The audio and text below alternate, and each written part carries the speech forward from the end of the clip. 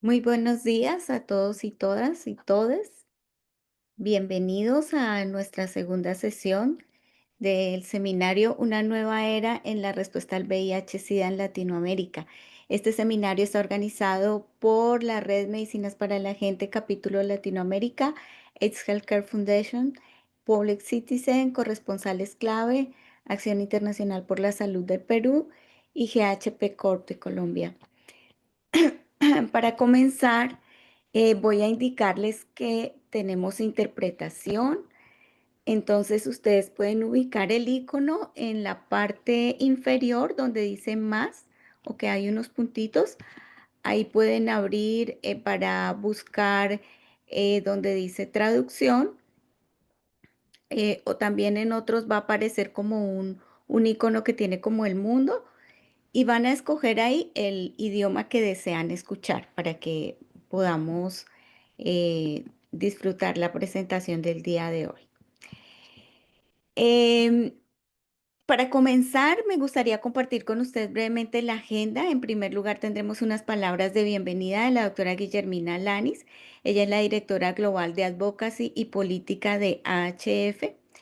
Luego tendremos una presentación sobre la experiencia con la PrEP en Sao Paulo, en Brasil, y los aprendizajes clave. Habíamos anunciado a la doctora Cristina Abate, coordinadora del programa de VIH y otras ITS de Sao Paulo, pero desafortunadamente surgió un imprevisto y no podrá estar hoy con nosotros. Pero en su lugar estará el doctor Adriano Queiroz da Silva, de la División de Prevención y Coordinación con la Sociedad Civil, de la misma coordinación de la doctora Abate. Posteriormente vamos a pasar al panel Estrategias de Incidencia y Abogacía para la Equidad en el Acceso, Uso de Flexibilidades ADPIC y Salvaguardas de la Salud. Tenemos como invitados a nuestra sesión a Carlos Pasarelli, a Marlon Silva, a Fernando Chujutali. Ellos pertenecen a organizaciones de la sociedad civil y Carlos Pasarelli de ONUCIDA. Finalmente vamos a cerrar con preguntas y comentarios, conclusiones.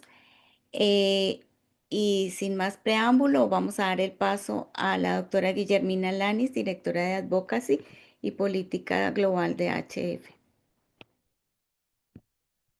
Muchas gracias, Luz. Gracias a todos, a todas y a todos por acompañarnos, por unirse a este webinar. Gracias a todos los panelistas también que estuvieron dispuestos a compartir con nosotros esta actividad dentro de la campaña.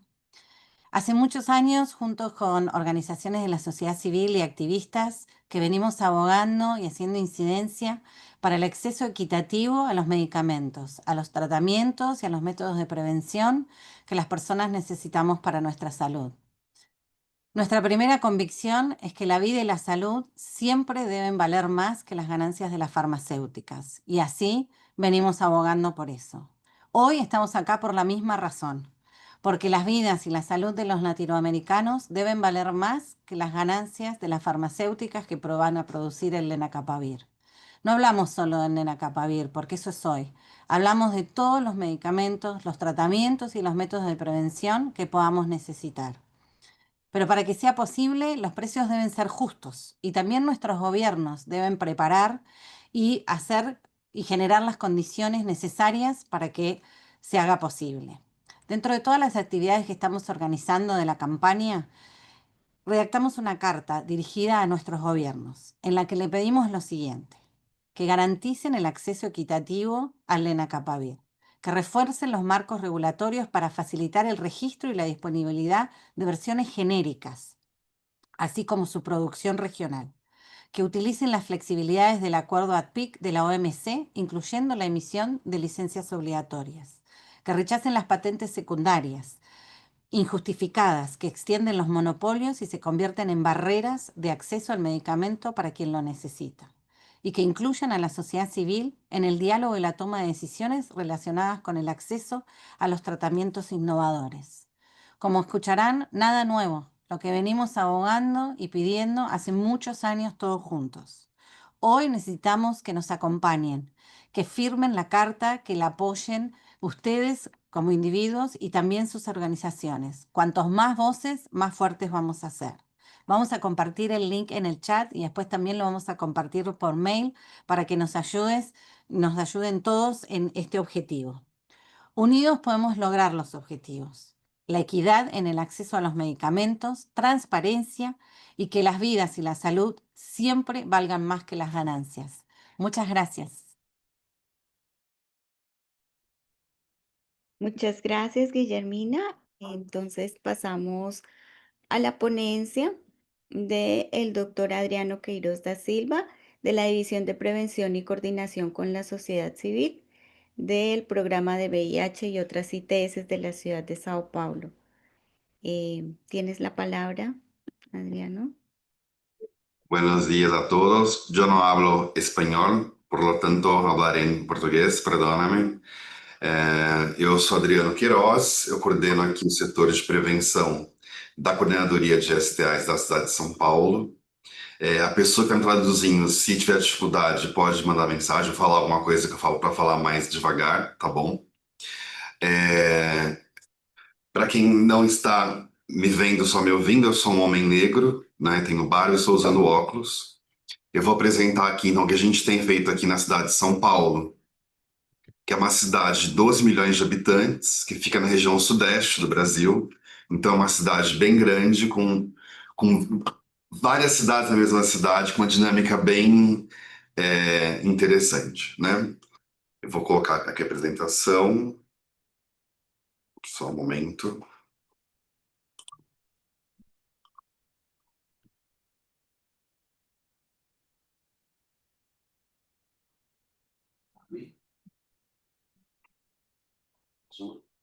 Uhum.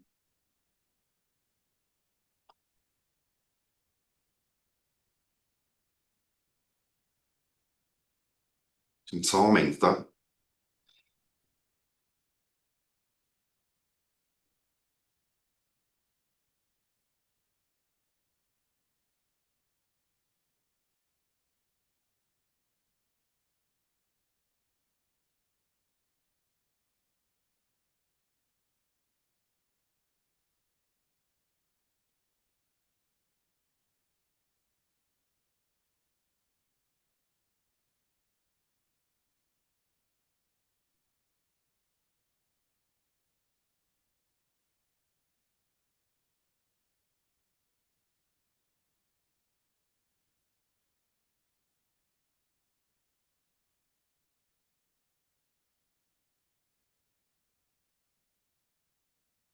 Pois bem.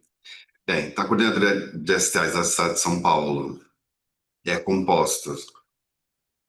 Né, a coordenadoria das diretrizes em relação à prevenção e assistência das pessoas com HIV na cidade de São Paulo, mas nós temos uma rede especializada, uma rede de 29 serviços, sendo eles 9 CTAs, que são centros de testagem e aconselhamento, 17 SAIs, né, que são serviços de atenção especializada, que é os serviços onde as pessoas vivendo HIV fazem tratamento, uma estação prevenção, que é um serviço de mais leve, que tem horário alternativo, vou falar um pouco mais para frente. Um CTA itinerante, que é um ônibus que faz um serviço aí como um CTA itinerante móvel, que circula a cidade de São Paulo, também em horários alternativos. Um canal online que possibilita a oferta de PrEP e PEP, e que também, a partir dessa teleconsulta, a gente pode retirar a PrEP e a PEP em máquinas automáticas.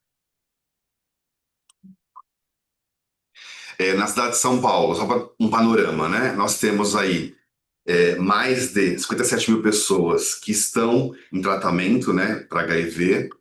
Dessas pessoas, 92% estão em tratamento e 92% das pessoas que estão em tratamento se encontram indetectáveis, né? Ou seja, estão aí com carga viral suprimida. Em 2018, nós implementamos a PrEP na cidade de São Paulo. A PrEP que nós temos atualmente é a PrEP por comprimido oral, com formulação de entrestabina e tenofovir. E também implementamos aí a possibilidade de retirada de preservativos em estações de metrô. Atualmente a gente está em mais de 100 estações de metrô com displays com preservativos.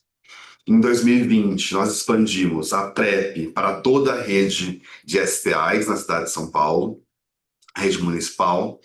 Também implementamos a PrEP na rede Sampatrans. A rede Sampatrans é um conjunto de serviços aqui na cidade de São Paulo que dá apoio a pessoas trans, travestis e pessoas não binárias em processo de afirmação de gênero.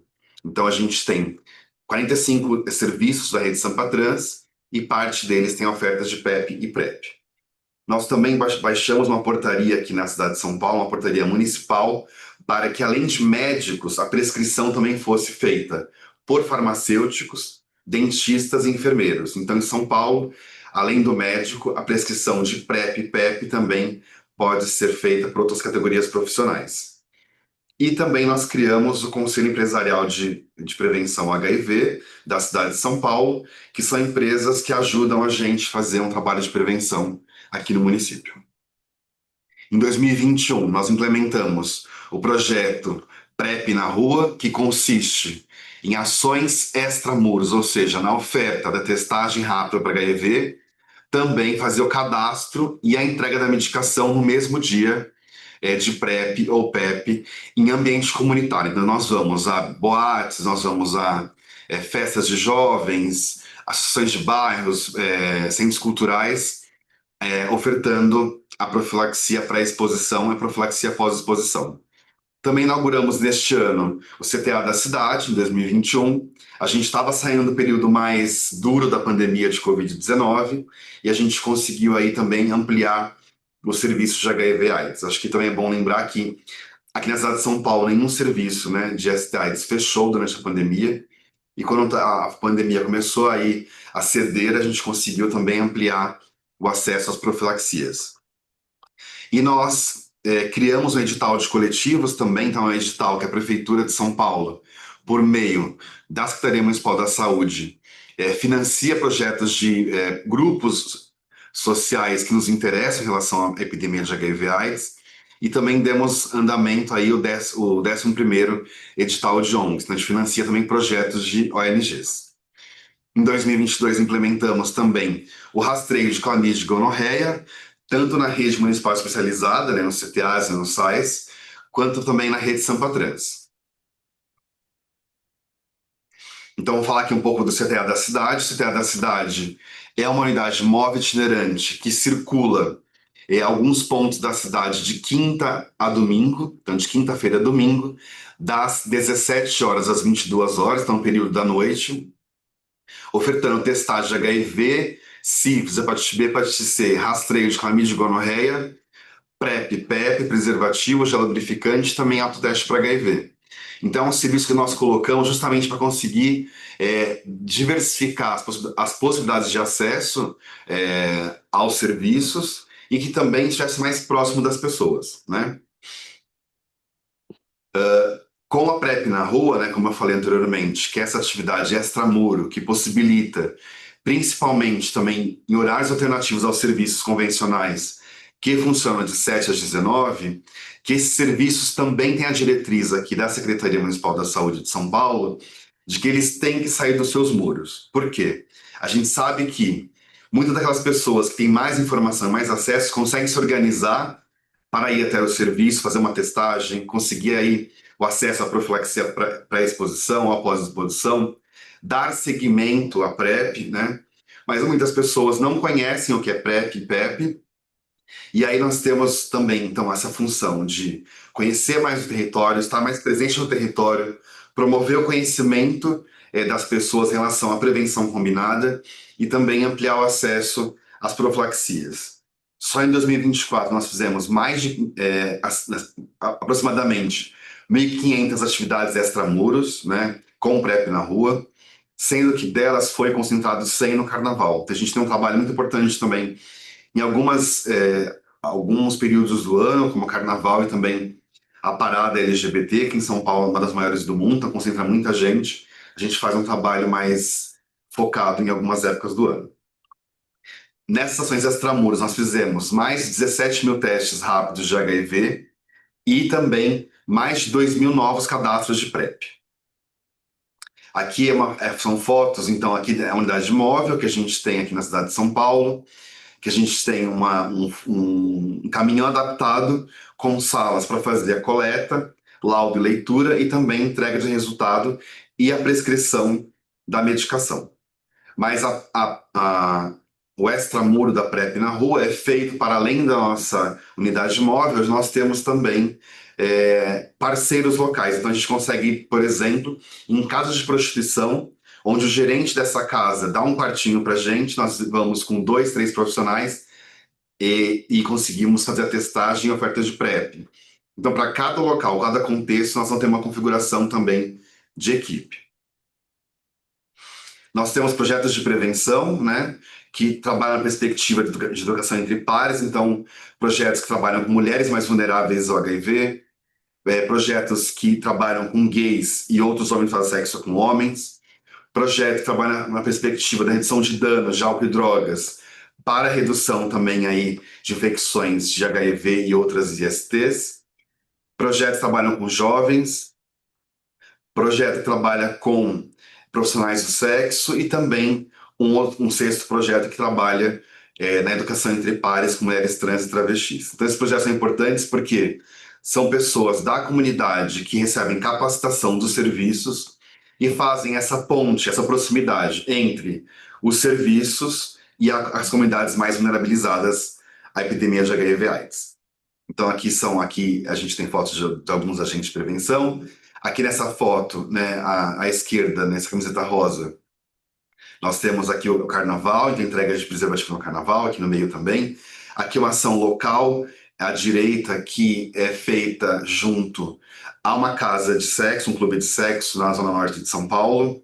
Então a gente já consegue também ofertar a PrEP durante as ações de PrEP na rua e também fazer essa aproximação junto com agentes de prevenção na perspectiva da educação entre pares. Em 2023, nós inauguramos a estação Prevenção Jorge Belloc, que é uma estação que fica dentro do metrô. Jorge Belloc foi um ativista, né, durante muitas décadas, que é um homem argentino, mas que escolheu viver parte de sua vida aqui no Brasil. Então, nós resolvemos homenageá-lo depois que ele faleceu, em 2023, com o nome dele na estação Prevenção. Inauguramos também o S-PrEP, que é um canal online que tem teleconsultas. Lançamos o segundo edital de coletivos e o 12º edital de ONGs. Em 2024, nós fizemos uma parceria com o CRD, que é um serviço aqui de direitos humanos com assistência social no município, onde atendem principalmente mulheres trans e travestis em situações de pobreza. Né? Então, a gente conseguiu um médico voluntário dessa unidade aqui de direitos humanos e assistência social, que faz a oferta de PrEP. E também inauguramos as máquinas automáticas de entrega de métodos de prevenção de PEP e PrEP. Então, o canal S-PrEP é um canal online que fica dentro do aplicativo e-Saúde. O e-Saúde é um aplicativo que oferece outros serviços de saúde da Secretaria Municipal da Saúde. Então, as pessoas têm para verificar vacinação, verificar exames. Então, nós colocamos o canal S-PrEP online dentro desse serviço, dentro desse aplicativo. Ele funciona todos os dias, das 18 às 22 horas, também então no período da noite, para dar uma possibilidade daquelas pessoas que não vão no serviço mais de manhã ou só conseguem ir, não conseguem ir durante a semana, elas podem acessar o S-PrEP das 18 às 22 horas, feriados e finais de semana. Quando eu falo feriado, então assim, funciona Ano Novo, Páscoa, Natal, as pessoas podem ter atendimento. Então elas podem acessar o S-PrEP. Hoje, no máximo 15 minutos, ela recebe uma ligação de volta de uma médica e ela faz a teleconsulta. Então, ela pode acessar a PrEP, pode iniciar a PrEP, ela pode fazer o retorno de PrEP, ou seja, os segmentos de PrEP nesse aplicativo, pode acessar a PEP e também retirar suas dúvidas. No caso do S-PrEP, vou voltar aqui um pouquinho, ela pode retirar a medicação no serviço de ST/AIDS mas também em 17 serviços 24 horas de urgência e emergência, ou em máquinas automáticas de entrega de PrEP e PEP. Nós temos atualmente 4 máquinas que elas funcionam durante o horário do metrô, das 4h40 à meia-noite. Nós colocamos em estações de metrô que tem uma circulação grande de pessoas, atualmente são 4 estações de metrô, Estação Luz, Vila Sônia, Tucuruvi e Consolação. Algumas dessas estações elas fazem cruzamento com outras linhas de metrô ou linhas de trem também, trem urbano. Então, quando a pessoa faz a teleconsulta pelo SPrep, ela recebe um QR Code, fica disponível um QR Code dentro do aplicativo, né? E ela pode colocar o QR Code na máquina e receber a medicação. Eu vou colocar um vídeo aqui para vocês para demonstrar como funciona.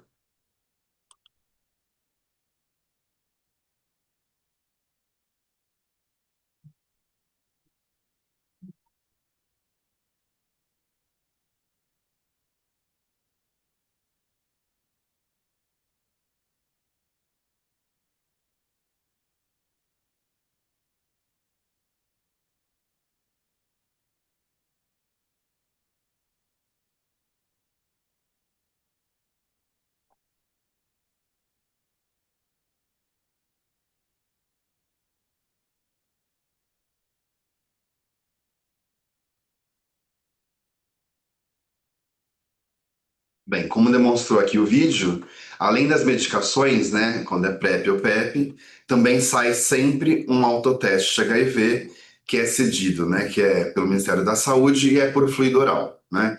Então a pessoa pode retirar na máquina para PrEP para 30 dias, para 60, 90 ou 120, a depender então da prescrição das médicas que atendem neste canal. Então aqui os números que a gente tem do SPrep, foram mais de 2.000 atendimentos para PrEP, 1.000 atendimentos para PEP. Nós tivemos um aumento importante, né, do início de 2024, quando inauguramos esse canal de teleconsulta para abril de 2025. Também já dispensamos mais de 3.000 autotestes de HIV.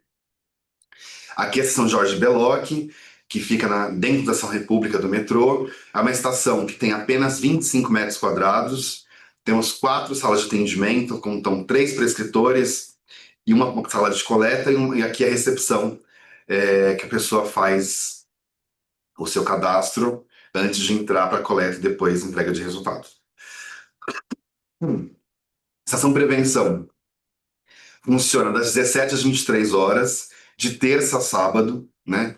Já tivemos mais de 24.000 atendimentos, mais de 17.000 atendimentos de PrEP e mais de 3.000 aí atendimentos de PEP e também 126 em institutário.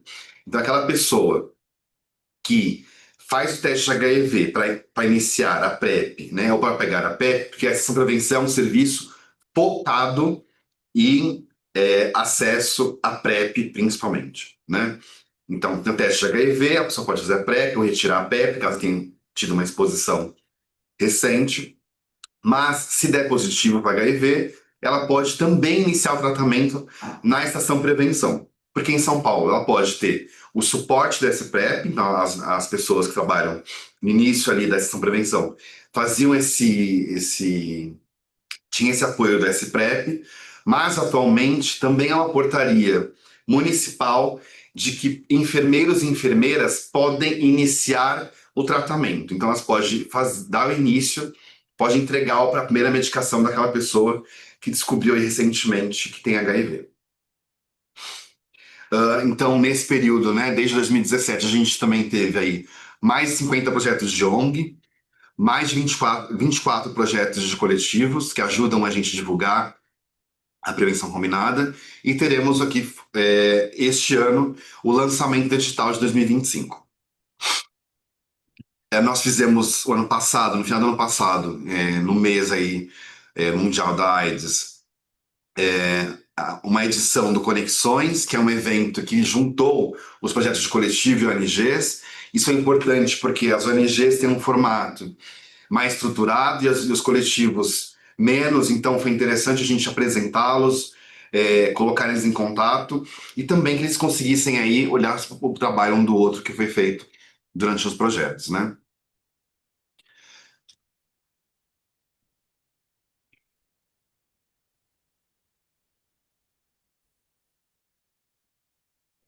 Lançaremos também aqui, neste ano 2025, no próximo semestre, a terceira edição de Digital de Coletivos e também a 13ª edição de Digital de ONGs. Também lançamos este ano a parceria com o Barong, que é uma ONG que já faz teste rápido de HIV, sífilis, hepatite B, hepatite C, aqui na cidade de São Paulo, já faz uns anos. Eles têm uma unidade móvel também, e nós iniciamos faz 2 meses também o que eles chamaram aí, o projeto deles de No Rolê da Prevenção. Então, eles também agora passaram, em parceria aqui com a Secretaria Municipal da Saúde, a Coordenadoria de STIs, a oferta de PEP e PrEP.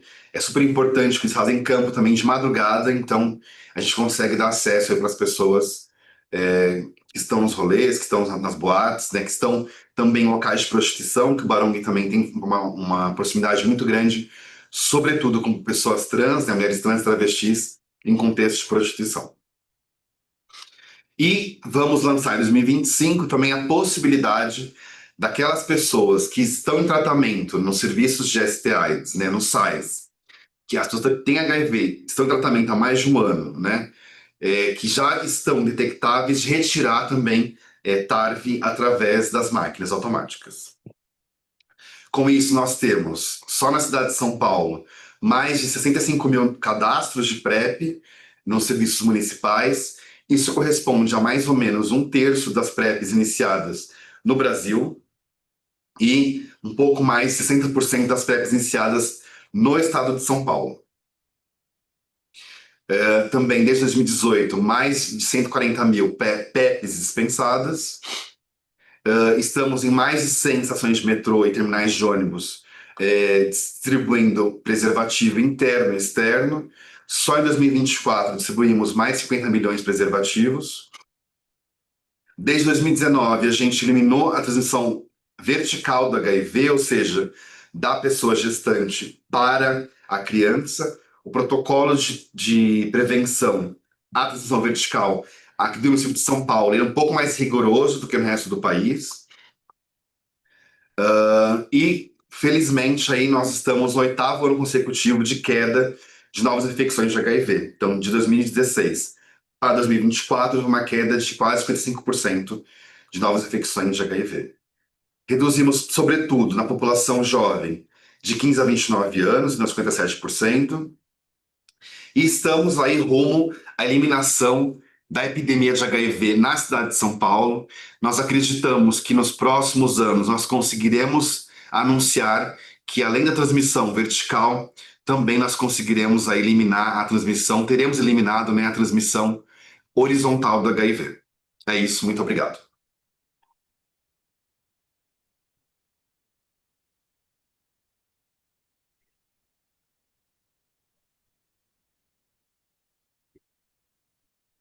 Gracias, doctor Queiroz. Podemos pasar Ok, a la sesión de preguntas, Lice. vamos a las preguntas.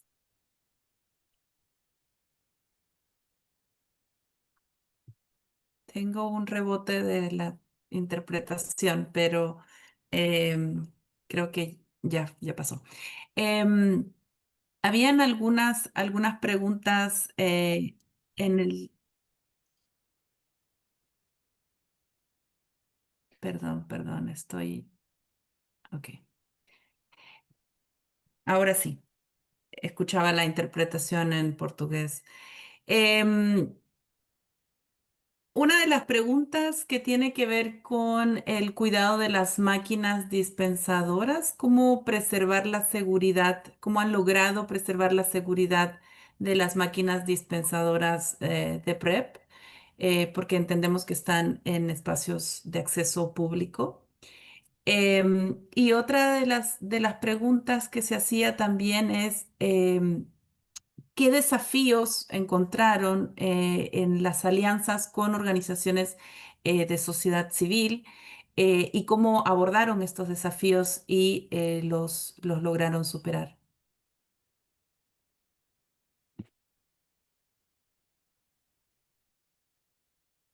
Obrigado pelas perguntas.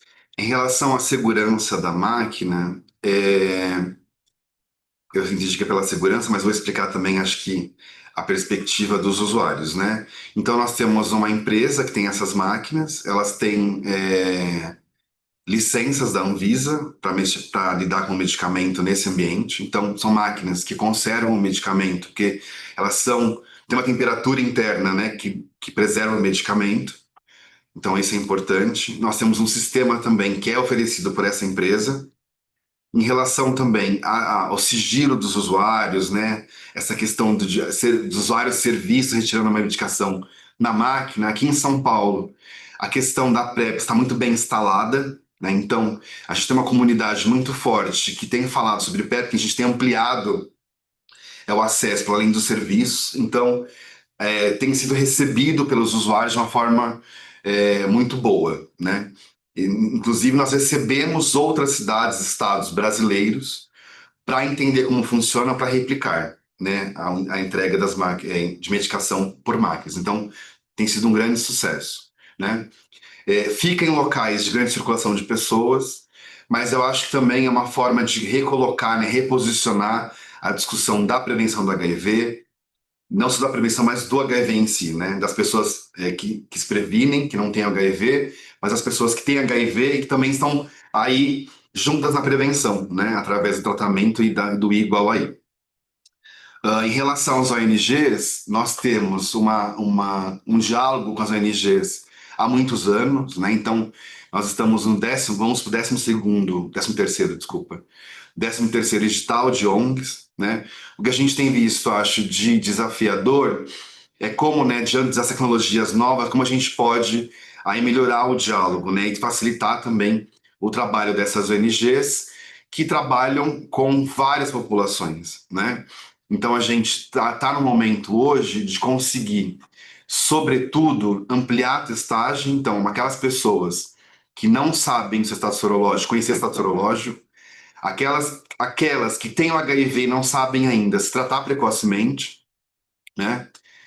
E aquelas que não sabem como fazer uma prevenção ampliada, a gente conseguir aumentar o conhecimento delas também. Então, as ONGs têm um papel fundamental, não só na formulação de políticas, porque nós fazemos consultas, né? Nós temos instâncias de diálogo constante para além do edital, para além do financiamento de projetos, mas esse diálogo constante acontece em outras instâncias, mas também aí nesse diálogo através dos financiamentos de projetos, e que esse trabalho que eles fazem para a divulgação da prevenção e também nos ajudar a reter pessoas, né, a divulgar a importância do tratamento. Gracias, Adriano, por las respuestas. A la audiencia quisiera indicarles que si bien el chat está desactivado, hay un espacio para preguntas y respuestas que pueden usar para escribir sus preguntas y así las vamos resumiendo y pasando para los presentadores. Hay una pregunta, Adriano, respecto de la participación de la empresa privada en todas estas estrategias, que son múltiples además, para la prevención. ¿Qué trabajo se realiza con la empresa privada? ¿Tiene alguna participación o no en todo esto? Em, y voy a dejar con esa mientras miro las demás preguntas que están apareciendo. Em relação a essa parceria que nós temos com o Conselho Empresarial, eu acho que a pergunta em relação a isso, né? Então, esse é um conselho que já tinha sido constituído há alguns anos, foi retomado, né, desde 2017, foi retomado, acho que em 2017, 2018 a gente conseguiu retomar esse conselho. Ele é composto por empresas que estão querendo falar não só com seus funcionários em relação à prevenção do HIV e outras ESTs, mas também querem colaborar com o município na divulgação das estratégias, né? Então, nós temos universidades, nós temos empresas de transporte, né, como as empresas que cuidam dos terminais de ônibus, do metrô. Nós temos canais de televisão também, que em alguns períodos do ano também fazem essa parceria para divulgar nossas atividades. Então, é um conjunto de. Então, nós temos empresas que trabalham com cultura, né? Cultura e arte, educação. Então, são empresas que têm uma preocupação de uma devolução aí para a sociedade em relação às questões sociais de saúde, né? Então, um trabalho super interessante que também, no final de todo ano, nós reconhecemos as empresas como parceiras, né? Nós chamamos de selo da empresa positiva, para que essa empresa também, né, se coloque aí como uma parceira mais vinculada a nós, mas também que ela possa mostrar para outras empresas, outros empresários, que é possível ter uma relação saudável, né? Uma relação interessante, importante, falando sobre prevenção, sobre sexualidade, sobre saúde sexual, dentro e para fora também dos seus muros. Gracias. Adriano, hay un par de preguntas más. La primera tiene que ver con la intervención de otros prestadores de salud que salen de esta intervención, como el químico farmacéutico, la orientación de los farmacéuticos en la prestación de salud en este contexto de acercar la PrEP a las personas. ¿Cómo manejaron esto? Al momento de abordar el programa. Y la última tiene que ver con los desafíos frente a la presencia de ITS, cómo se abordan las ITS dentro del programa, cómo se diagnostican y cómo se tratan finalmente. Em relação a farmacêuticas, vocês perguntam em relação à indústria farmacêutica ou farmacêuticos que trabalham nos serviços? Las personas que proveen el servicio.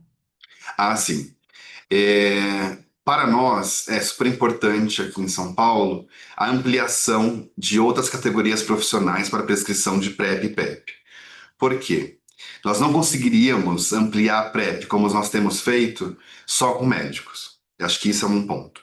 O outro ponto, que o protocolo de PrEP e PEP, né, no Brasil é muito bem fechado, muito redondo, né? Então, outros profissionais têm a capacidade de prescrever a partir desses protocolos mais duros, né?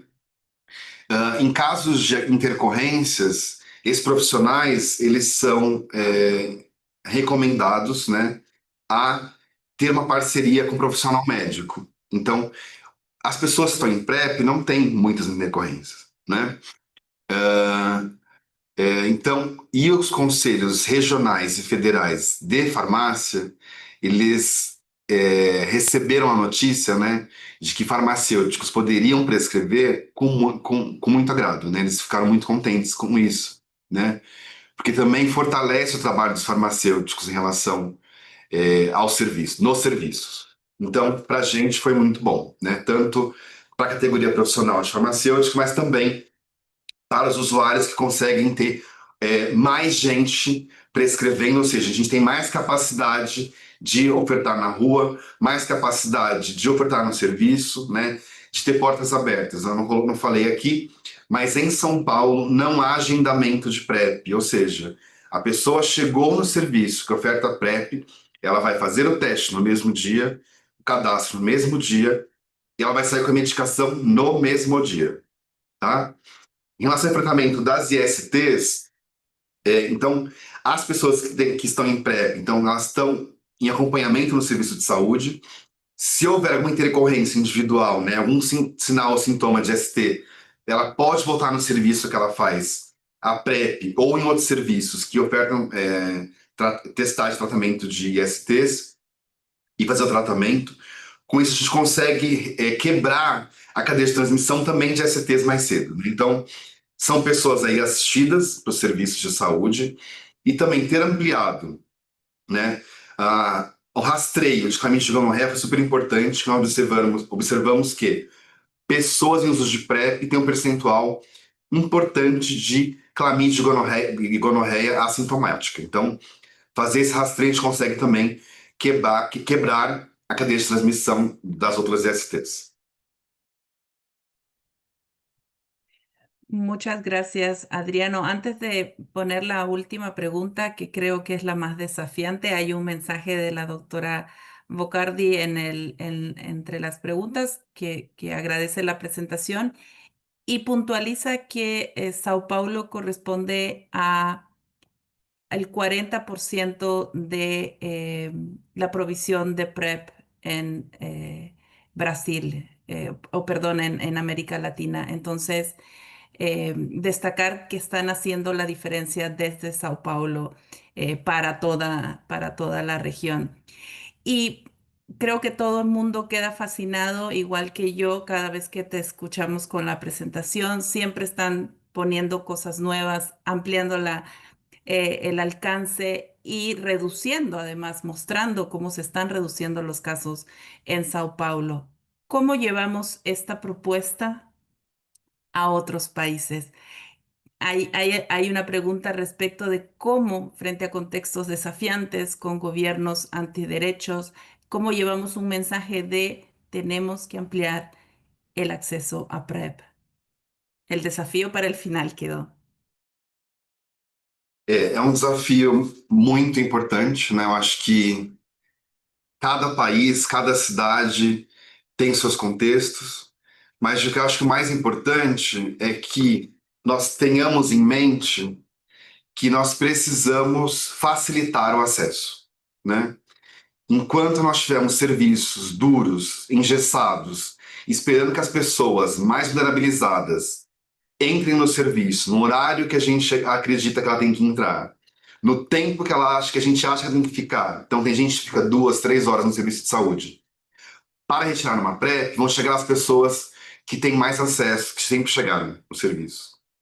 Nós temos que nos adaptar às populações mais vulnerabilizadas. Nós temos que ter serviços mais leves, mais flexíveis, serviços focados, né? Então, o que a gente tem visto aqui na cidade de São Paulo, por exemplo, na estação Prevenção, que é essa unidade de saúde que fica dentro de uma estação de metrô, ou seja, uma circulação grande de pessoas, das 17 às 23 horas, final da tarde à noite, a pessoa fica no máximo, 1 hora dentro da estação Prevenção. Ela faz um teste, ela sai com a medicação. Ninguém manda esperar 3 meses para pegar uma medicação. Então, enquanto não tivermos uma estrutura que seja leve para o usuário e, consequentemente, a gente vai ter mais pessoas acessando o PrEP, consequentemente, menos infecções circulando, nós não conseguiremos atingir o objetivo que é eliminar a transmissão horizontal do HIV, né? A epidemia vai ser controlada, creio eu, a partir do que a gente tem visto aqui na cidade de São Paulo, quando a gente se adaptar às pessoas. Porque o modelo que a gente tem visto, mais tradicional, mais duro, não tem dado certo, né? E as pessoas, elas são muito abertas a esses serviços, né? A prevenção tem que estar no caminho das pessoas. Acho que esse é o recado. Muchísimas gracias por la presentación y las respuestas adicionales. Siempre es un gusto conocer y revisar y remirar esta experiencia de acceso a PrEP en Sao Paulo. Han quedado algunas preguntas en el chat de preguntas y respuestas. Agradecería mucho, Adriano, si puedes, porque son preguntas muy específicas, si puedes contestarlas en el chat de tal manera que todos puedan mirarlas después. Para poder pasar así al siguiente panel, reitero mi agradecimiento a Adriano Queiroz, que nos acompaña desde la Coordinaduría de Prevención de Sao Paulo. Y vamos a pasar, decía, al segundo panel, en el que vamos a discutir algunas estrategias de incidencia y abogacía precisamente para lograr ese acceso, esa equidad en el acceso en nuestros países, algo que discutíamos desde otro enfoque tal vez en las preguntas sobre la ampliación a PrEP. Entonces, para este panel que va a abordar más aspectos relacionados al uso de flexibilidades de ADPIC y las salvaguardas en salud, tendremos al doctor Carlos Passarelli, que es Senior Advisor en ONU-SIDA sobre acceso a medicamentos. También nos va a acompañar Caroline Scopel de la Asociación Brasilera Interdisciplinaria sobre SIDA desde Río de Janeiro. También tenemos a Marlon Castillo de Perú. Él es coordinador del Grupo Impulsor de Vigilancia a Antirretrovirales. Y para darnos una mirada respecto del abordaje que debiéramos tener con los pueblos indígenas, tendremos también a Fernando Chujutay, que él es de la Coalición de Pueblos Indígenas de América Latina en respuesta al VIH. Vamos a hacer una ronda de presentaciones de 7 minutos cada uno para luego tener un tiempo de discusión sobre las ideas que nos van a presentar. Entonces dejo en el uso de la palabra a Carlos Passarelli. Voy a poner yo la presentación, Carlos. Y gracias Liris, y una vez más, buenos días y buenas tardes. Primeramente agradecer la invitación para participar de esta importante discusión.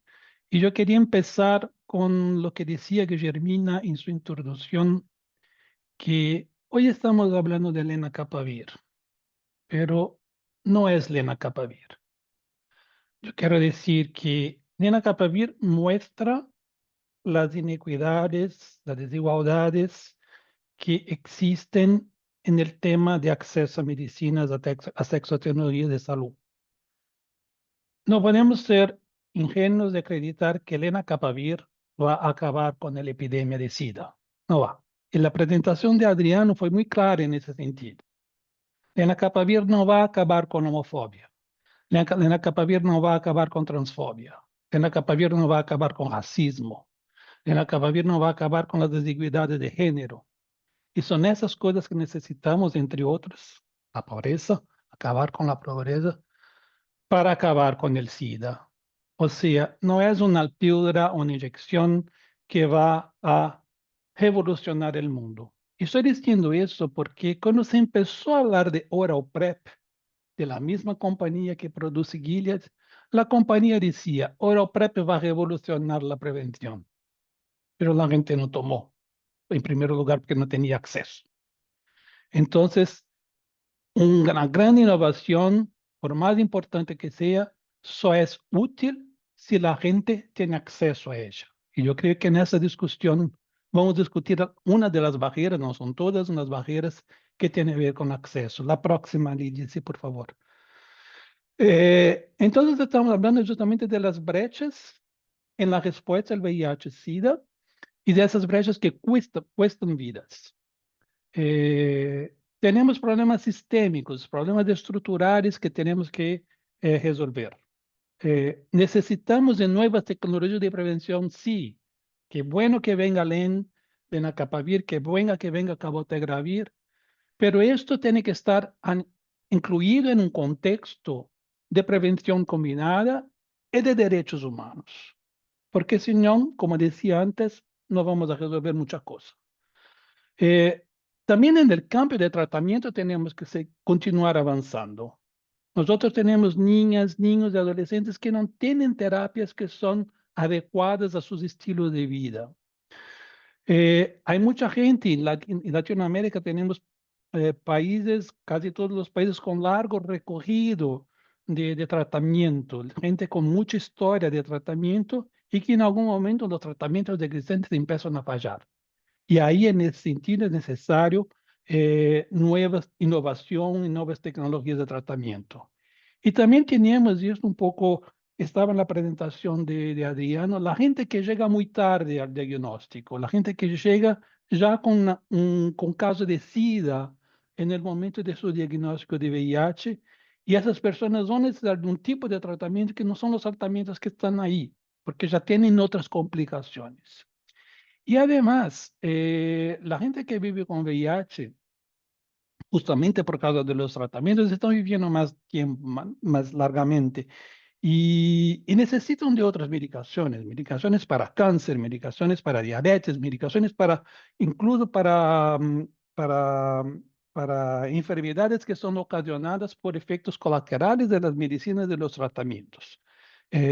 Y también tenemos el problema de las hepatitis, de las de la enfermedades de transmisión sexual, tenemos el problema de hepatitis, de tuberculosis, que todavía es la causa más importante de óbito en personas viviendo con VIH, y necesitamos de tener tecnología para eso, y muchas veces no la tenemos.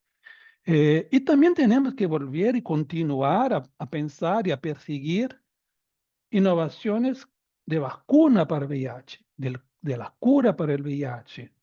Hoy día no se discute mucho sobre eso, en el pasado se discutía mucho, tenemos que retomar esta discusión.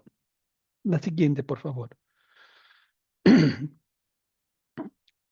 Pero ¿qué sistema tenemos para eso? Tenemos un sistema que está roto, un sistema que es basado en el interés, que es basado en el lucro, que no es basado en los intereses de salud pública, en el interés público. Tenemos tecnologías nuevas, como yo decía, los inyectables, los anillos vaginales, pero no son abordables, no son accesibles. Los precios son muy altos, justamente porque reflejan un sistema guiado por el lucro y no por las necesidades de salud pública. El sistema que tenemos hoy incentiva solamente la perpetuación de los monopolios y no las soluciones para los problemas de salud pública que la gente enfrenta. Y una pregunta que yo me hago, ¿dónde están los tratamientos y los medicamentos para enfermedades que son llamadas de huérfanas? O sea, justamente las medicamentos que no hay tratamiento. No hay tratamiento porque la gente no hay inversión en, en esas enfermedades, porque no hay interés comercial en eso. La próxima, por favor. Entonces, vamos a intentar modificar el sistema. Tenemos que ver si vamos a trabajar en los síntomas o en las causas del problema. Si tenemos patentes, vamos a tener barreras. Si tenemos barreras, vamos a tener menos acceso. Y ahí se intenta encontrar soluciones. Las soluciones que tenemos hoy día son las licencias voluntarias. Pero vimos en nuestra región que no están sirviendo para la gente. Justamente porque es un mecanismo que es controlado por los sistemas, por las industrias. Son ellos que deciden quién va a recibir la licencia, quién no va a recibir la licencia, dónde se va a producir, dónde no se va a producir, y con los países que van a tener acceso al producto genérico. Las flexibilidades del acuerdo ADIPIC existen, son útiles, pero son políticamente muy costosas y técnicamente también. En el caso del Lenacapavir, perdóname, se discute mucho la posibilidad de licencias obligatorias, importación paralela, que es un tipo de licencia obligatoria, la excepción volar, que es justamente poder fabricar la patente, el medicamento, la tecnología, mientras está patentada y una vez que la patente no está más válida, se puede poner en el mercado el producto genérico. Pero hay que ver muchas condiciones para que esto ocurra. ¿Hay un productor genérico de lenacapavir? No hay. ¿Hay un país que pueda producir sin la transferencia de tecnología del detentor de la patente? No hay. Se puede ver, pero no sabemos. Están diciendo que Cipla tal vez, pero Cipla está fuera del acuerdo, entonces también no puede producir y ni fabricar y vender, exportar para los países interesados. Entonces hay que discutir eso y ver dónde están las capacidades y cómo eliminar las barreras que son puestas por las patentes. Una medida que me parece muy eficaz son las oposiciones de patentes y eso es un trabajo hecho por la sociedad civil. Tenemos en Argentina, en Perú, en Brasil, grupos que trabajan con eso, porque una vez que no se otorga la patente, el problema no existe más. O uno de los problemas no existe más. Y al mismo tiempo necesitamos de criterios en las oficinas de país, de patentes, que sean más rigurosos, porque hoy día se patenta cualquier cosa. ¿Ah? Entonces hay que tener una regla un poco más clara y más rigurosa para eso. La siguiente, por favor. Queda un Unos, minutito, Carlos. sí, yo tengo solamente más dos. UNOCIDA está en este momento trabajando con la estrategia global, mundial, de SIDA para 2026-2031. Y yo creo que en esa estrategia tenemos que poner las voces de la gente de la sociedad civil que hace años, años y años, yo creo que Guillermina habló sobre eso también, que está diciendo que salud es un derecho, no es un negocio. ¿Y cómo podemos hacer eso? Apoyar a los países para que utilicen las flexibilidades del acuerdo TRIPS, ADIPIC. ONUCIDA trabajó el año pasado, el otro año, con Colombia para hacerlo. No solamente ONUCIDA, para varias organizaciones, incluyendo organizaciones de la sociedad civil. Es importante apoyar a esos países para que utilicen lo que está previsto por la ley. Necesitamos de plataformas para involucrar sociedad civil y gobiernos en la defensa de sus derechos y de utilizar las flexibilidades existentes. Tenemos que superar esta polarización que tenemos hoy entre transferencia de tecnología voluntaria o obligatoria. Eso estaba muy claro en la discusión del acuerdo pandémico. Y tenemos que crear condicionalidades para que la transferencia de tecnología ocurra con vistas al acceso, no solamente la transferencia por la transferencia. Y producir los cambios sistémicos que necesitamos. Y por favor, la siguiente, para que yo pueda concluir. Necesitamos de sistemas de financiación de investigación y desarrollo que estén desvinculados del fomento de monopolios. O sea, hay que recompensar el proceso el trabajo de la innovación, pero no solamente con el pago del precio final de los productos. Hay que tener incentivos públicos y privados para que las personas puedan. Y yo creo que el ejemplo más claro es la vacuna de polio. Que el inventor de esta de esta vacuna, perdón, dijo que cuando le preguntaron, pero usted no va a patentar esta vacuna, él dijo, no, no voy a patentar una vacuna porque la vacuna no me pertenece. Yo trabajé en las escuelas universitarias, yo tenía un salario, un buen salario, un buen sueldo. Yo no voy a patentar algo que pertenece al público, no pertenece a mí. Yo creo que un poco esta lógica que tenemos que volver. Como yo dije antes, transferencia tecnológica con condicionalidades de acceso. Tenemos que trabajar con el tema de transparencia. Tenemos que saber cuánto cuesta producir este producto. ¿Cuál es el precio justo de este producto? Y y cuando se concede una patente, cuando se otorga una patente, de ver si esta patente es válida o no. Porque muchas veces estamos diciendo que es una innovación, algo que ya es viejo, que ya se conoce en el conocimiento público. Y por último, fortalecer la autonomía de los gobiernos y de las comunidades para que ellos puedan sentar en los lugares donde se toman las decisiones. Y en ese sentido, estoy diciendo que la paciente tiene algo que decir sobre la producción del medicamento que se hace para su problema de salud. O sea, desde el momento del inicio de la investigación hasta el momento donde se entrega el producto, hay que tener la voz de los pacientes, de las pacientes y de las comunidades interesadas en el producto, como el caso de PrEP. No son solamente, y esto pasó en Brasil, en Argentina, en México, que son países que dieron su gente para testar los productos y después no fueron incluidos en la licencia de la compañía. Eso me parece una regla absurda, para no decir inmoral. Y yo creo que termino por aquí. Perdóname si extrapolé los tiempos y quedo a disposición para contestar preguntas. Y muchas gracias una vez más por invitarme a participar de esta discusión.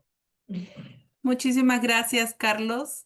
Vamos a tomar las preguntas hacia el final de las 4 presentaciones, de tal manera que podamos hacer un diálogo un poco más animado. Voy a dar la palabra a Caroline.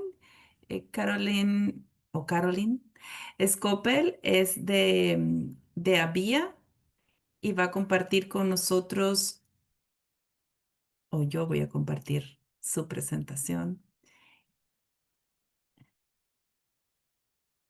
la experiencia desde Río.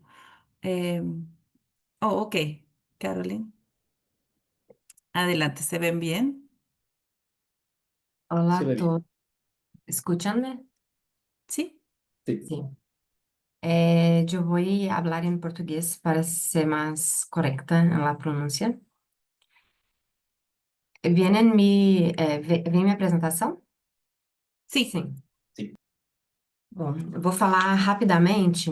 Meu nome é Carolina Scopel, eu sou consultora do GTPI e da BIA, Associação Brasileira Interdisciplinar de AIDS, aqui no Brasil, é uma organização da sociedade civil.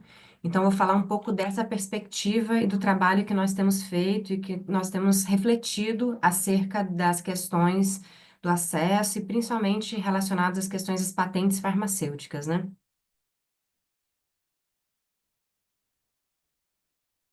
Então, só para mostrar rapidamente, eu vou falar um pouquinho sobre as patentes farmacêuticas, seu impacto sobre o acesso a medicamentos, algumas medidas de enfrentamento à barreira patentária, e os desafios para a região. Bom, da onde surgem as questões sobre propriedade intelectual, né? Existiu ao longo do tempo uma série de sistemas internacionais, né? E o último, o que está vigente hoje é o Acordo TRIPS, que vem depois das negociações, né, da rodada do Uruguai, enfim, com a criação da OMC. Então, as questões de propriedade intelectual e de patentes farmacêuticas estão sediadas, né, essas discussões estão sediadas dentro da Organização Mundial do Comércio, né, e não dentro da Organização Mundial da Saúde, sendo que a gente entende as questões de patentes farmacêuticas afetam muito as questões dos medicamentos e os preços dos medicamentos e as questões do acesso, né, então é importante pontuar aonde se travam essas negociações sobre propriedade intelectual e patentes farmacêuticas. Então, dentro da propriedade intelectual, a gente tem uma patente, né, que é um título de propriedade. E aí, o detentor, o titular daquela patente, vai ser vai ter direito exclusivo de explorar aqueles direitos, né? Aquela patente vai ser concedida por um órgão de Estado, por um instituto, de propriedade daquele Estado e tem que cumprir com os requisitos, patentários, né? A patente não é eterna, ela tem um período de vigência, mas isso escancara um pouco das tensões entre o bem público e os interesses privados, como eu vou falar um pouquinho mais para frente para vocês. Então, um dos maiores problemas que as patentes ocasionam, né, um dos efeitos, é o alto preço dos medicamentos devido ao monopólio patentário, né? Então, a gente tem uma série de estudos em vários países da América Latina, que eu coloquei um exemplo no Brasil, mas é o quanto que os medicamentos patenteados, que estão em vermelho, impactam no orçamento, principalmente na compra de antirretrovirais, né? E o efeito da concorrência faz, né, quando a gente tem múltiplos produtores dos medicamentos, a gente tem um efeito de queda do preço, né? Então, quando entra em cinza, está mostrando o preço do medicamento de marca e em vermelho a queda do preço com a entrada de medicamentos genéricos. Também é um gráfico que mostra o preço do Brasil e genéricos indianos, né? Então a gente vê quando há a concorrência, quando há a entrada de genéricos, a gente vê o preço dos medicamentos caírem, né? E essa queda do preço ela também se aproxima quando a patente do medicamento está prestes a expirar, né? Quando está próximo do período de acabar aqueles 20 anos de monopólio, né? Então, estou trazendo esse contexto só para a gente pensar que medidas que a gente pode fazer para reduzir esse período ou para enfrentar essa barreira, ou para reduzir esse tempo de monopólio, né? Para trazer a concorrência e conseguir fazer com que os preços baixem e a gente consiga ampliar o acesso para a população, né? Porque mesmo no Brasil, onde a gente tem um sistema público de saúde que fornece o medicamento para as pessoas, a gente tem questões como limitações do orçamento público, né? Então, as questões do preço, mesmo um sistema público de saúde, em que as pessoas não pagam efetivamente quando vão retirar o medicamento, a gente tem pressões sobre o orçamento público e pressões sobre o acesso da população. Então, Caroline, adicionalmente, existe. perdona, Caroline, ¿podrías ampliarla o ponerla en modo presentación? Compartilhar. Pode ser. Encima, ahí.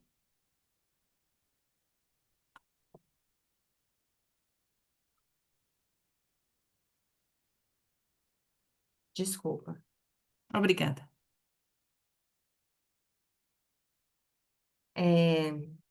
E aí a gente tem um efeito, um efeito adicional do que a gente chama de evergreening, ou múltiplo patenteamento, né? Porque as empresas farmacêuticas que desenvolvem medicamento, que são detentoras das patentes, elas não depositam uma única patente, um único pedido de patente. Há uma série de pedidos de patente, né? Que são depositados. Esse é um exemplo do tenofovir, o exemplo dos pedidos de patente internacional. Depois, esses pedidos vão ser ou não depositados nos países. Mas é só para mostrar que a estratégia das empresas farmacêuticas é depositar múltiplos pedidos de patente. Então, não é uma única patente que a gente tem que enfrentar, é uma série de pedidos de patente que tentam proteger a molécula daquele composto, uma combinação, uma nova apresentação, uma nova formulação, um método de tratamento, o uso daquele medicamento, né? Então, isso causa um efeito de extensão do período de monopólio, além dos 20 anos daquela primeira patente, daquele primeiro pedido de patente. E aí a gente tem o que a gente chama de salvaguardas de saúde pública, né? Que são medidas para a gente tentar minimizar esses impactos terríveis que causam na saúde da população quando a gente fala de medicamentos, né? Então a gente tem a possível concessão da patente e a gente tem o que a gente chama de mecanismos preventivos, que são antes da concessão da patente, e os mecanismos depois da concessão da patente, né? Então a gente fala, se a gente puder prevenir a patente antes dela ser concedida, é melhor do que a gente ter que encontrar mecanismos de enfrentar isso após a patente ser concedida, né?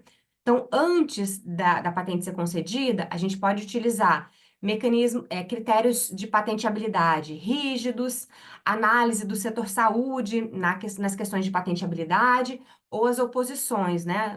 Oposições aos pedidos de patente antes da concessão, também tem as oposições depois da concessão, e depois da concessão, a gente tem a licença compulsória, o uso governamental, entre outras medidas, né? Vou falar muito rapidamente, porque eu sei que está acabando o tempo, que, só para mostrar aqui, esse é um caso no Brasil do Caletra, Lopinavir e Ritonavir, como que as várias medidas de enfrentamento da barreira patentária podem contribuir, a conjunção de várias medidas podem contribuir para a redução do preço e o acesso aos medicamentos, né? Então, a gente vê a série de iniciativas, negociação de preço e ameaça de licença compulsória, oposições que foram feitas contribuem para a redução do preço no Brasil, no caso do Lopinavir e Ritonavir, né? Um dos mecanismos que a gente muito fala são as oposições, né? Então, acho que é um mecanismo muito importante que aqui ao longo de 10 anos do trabalho que a gente tem feito ao longo dos anos, e para mostrar, por exemplo, aqui o caso do tenofovir no Brasil, a gente tem a redução, o medicamento parou de estar em monopólio, uma redução do preço. Aqui no caso do sofosbuvir, o medicamento para hepatite C, né, que a gente pode ver a nítida redução do preço ao longo dos anos, quando foram feitas várias oposições. Eu não estou detalhando porque está acabando o tempo, né, mas depois a gente pode voltar nesses casos se tiver interesse, tá? E aqui eu trouxe o caso da bedaquilina também, né, que mostra a redução do preço quando foram feitos subsídios e nulidades, né, depois da concessão da patente, quando a gente conseguiu anular a patente, né? E aqui trazer o caso da licença compulsória, só para terminar. No caso, no Brasil, a gente teve uma licença compulsória, a licença compulsória do Efavirenz, e como foi a redução do preço, né, a economia com a compra do genérico no Brasil, né, uma economia de 58,47% na compra do medicamento genérico que a gente teve no Brasil, né. Uma série de outros países emitiram licenças compulsórias, e a gente teve a licença compulsória na Colômbia, a declaração, né, em 2023 e só agora em 2025, por conta das pressões da empresa farmacêutica, que pôde ser adquirido o medicamento dolutegravir, né, na Colômbia. E assim, para mostrar que não é só né, os Estados Unidos, Canadá, enfim, e diversos outros países fizeram uso de licença compulsória ao longo das suas trajetórias de industrialização dos seus países, né? Para a América Latina, qual é a questão? A gente tem um aumento da incidência de HIV na América Latina, e os países da América Latina geralmente estão excluídos das licenças voluntárias das empresas farmacêuticas, né?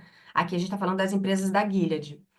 O que que a gente faz quando a gente tem uma série de pedidos de patente para o lenacapavir e muitos deles, como no Brasil, esse segundo gráfico, está em vermelho, os pedidos que estão concedidos já, né? Então, o que que a gente faz quando os pedidos já estão concedidos, né?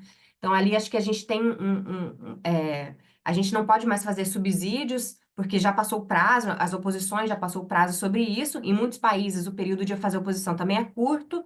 E o que que a gente faz nesse sentido, né? Acho que a gente tem que retomar adiantando um pouco da discussão, mas assim, retomar os mecanismos da salvaguarda de saúde pública e a própria licença compulsória, que não se fala mais tanto no cenário internacional, né?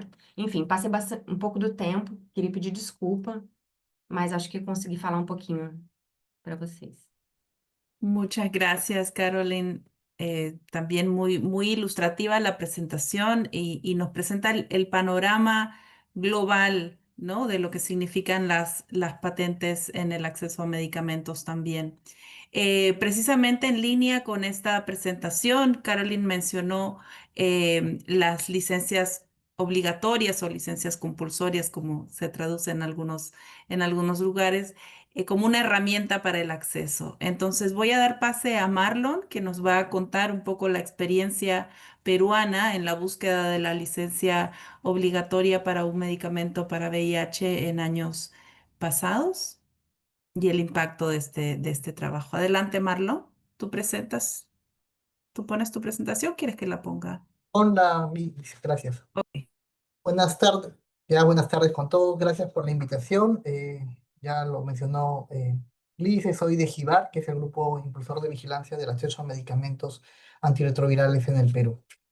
Voy a hablar un poco sobre el rol de la sociedad civil en la gestión de licencias y patentes.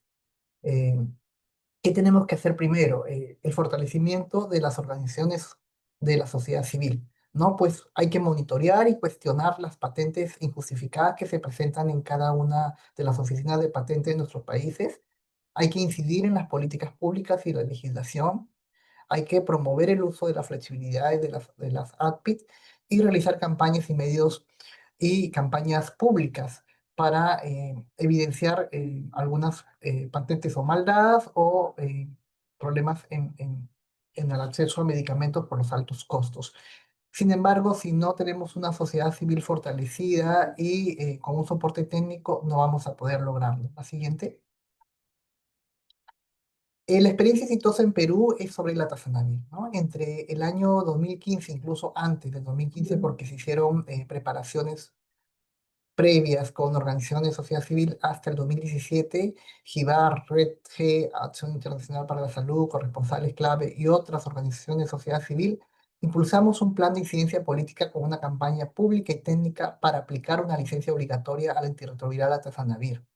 El resultado de esta experiencia ha sido que se rebajó el precio de un 35% y se presentaron iniciativas legislativas que finalmente no fueron aprobadas por el Congreso porque hay mucha oposición respecto a aplicar una licencia obligatoria porque se indica de que se pierde la soberanía del país y una serie de cosas.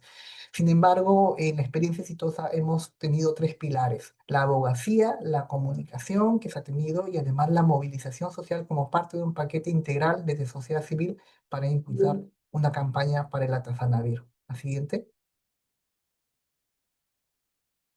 El problema que se tenía con el Atazanavir era que tiene un precio bastante elevado, más de $10 por cápsula. Esto afectaba la sostenibilidad del tratamiento del VIH en el sistema público y las compras que hacía el Ministerio de Salud. Eh, También se hizo un análisis técnico y legal. Las organizaciones no gubernamentales como ICE y Red G realizaron estudios legales, investigaciones epidemiológicas y también de mercado y se identificó la existencia de barrera de derecho a propiedad intelectual de la compañía Bristol Myers Squibb. Eh, Frente a esta situación se hizo toda una campaña de incidencia pública y mediática, se hicieron boletines, se hicieron foros en el Congreso y otros espacios como el Colegio Químico Farmacéutico, se involucró también a la academia, redes sociales, notas de prensa, se marcó la demanda como una cuestión de derechos humanos y sostenibilidad sanitaria.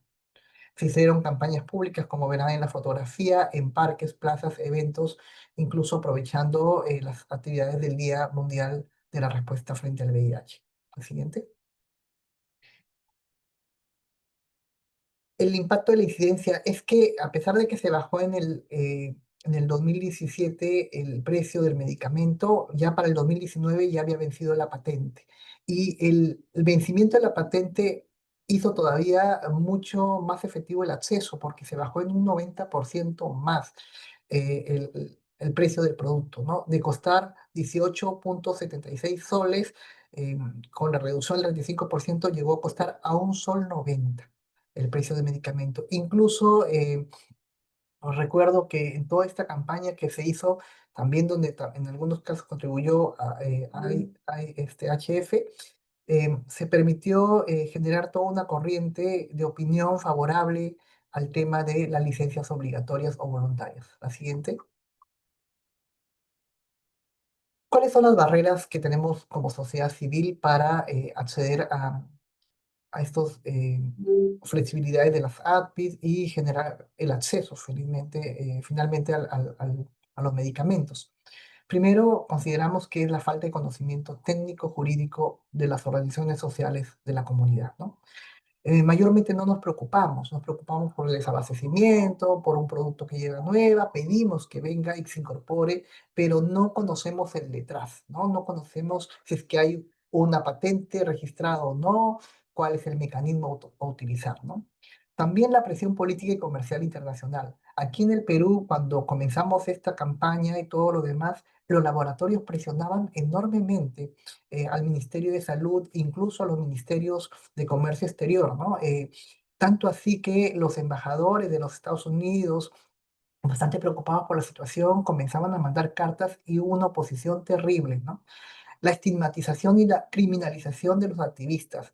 ¿Por qué? Porque si bien es cierto aquí no ha habido mayores inconvenientes, sí hay en cierto grado digamos, cuestionar el activismo desde ese punto de vista porque se le llama como que aquellos activistas que son comunistas, ¿no? O incluso aquí en el Perú le llaman de otra manera, pero términos más estigmatizantes, generando un problema, ¿no?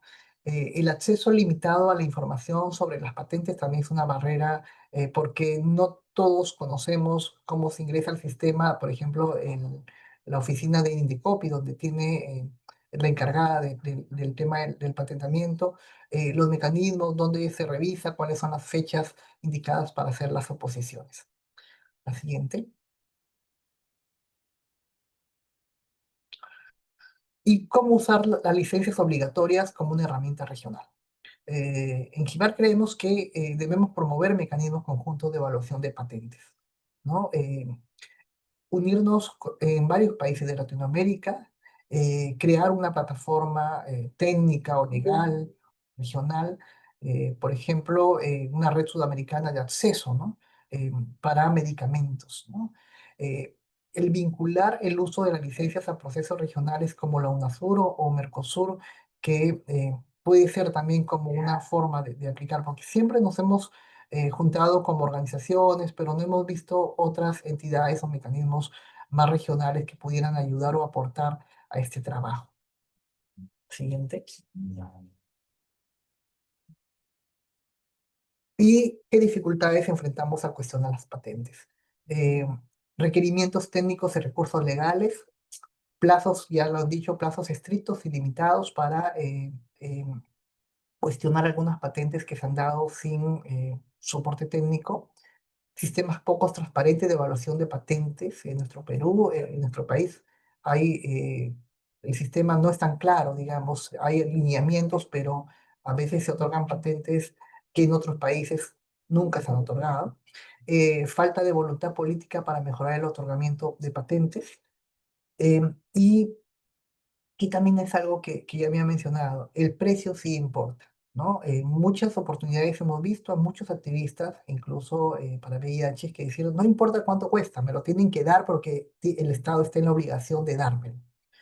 Pero sí importa el precio cuando vemos que tenemos que guardar y proteger los bolsillos, no solamente nuestros, sino también del Ministerio de Salud o el gobierno. ¿Por qué? Porque así estamos siendo solidarios con otras condiciones de salud que también requieren y necesitan tratamientos y acceso. Entonces, sí es importante el precio. La siguiente. Por eso nosotros vemos que el acceso al cannabis es una prioridad. Si bien es cierto, no va a curar el VIH, no va a generar, digamos, la cura, ni qué sé yo, sí hay que generar licencias voluntarias o obligatorias, porque hay que facilitar acuerdos con Gilead o aplicar flexibilidades del ACTI, promover licencias a través del Medicine Patent Pool, generar precios justos, porque las licencias básicamente se basan a el acceso al precio, ¿no? Porque hay que tener negociaciones basadas en evidencia del costo y la efectividad. No podemos negociar en base a reducir solamente porcentajes, sino en realidad tener un precio justo al uso de herramientas como compras conjuntas o fondos estratégicos como OPS, ¿no? La participación de sociedad civil, incluir a la sociedad civil en los procesos de evaluación, decisión y monitoreo. Es importante que la sociedad civil participe y además conozca estos procesos. Como ya lo dije, hay algunas organizaciones que conocemos mucho más, pero aún faltan nuevas organizaciones que se vean más involucradas y que conozcan, por ejemplo, todo lo que son los acuerdos del SADPIT, tener esta capacitación importante, ¿no? Finalmente, la innovación solo salva vidas si está al alcance de quienes lo necesitan.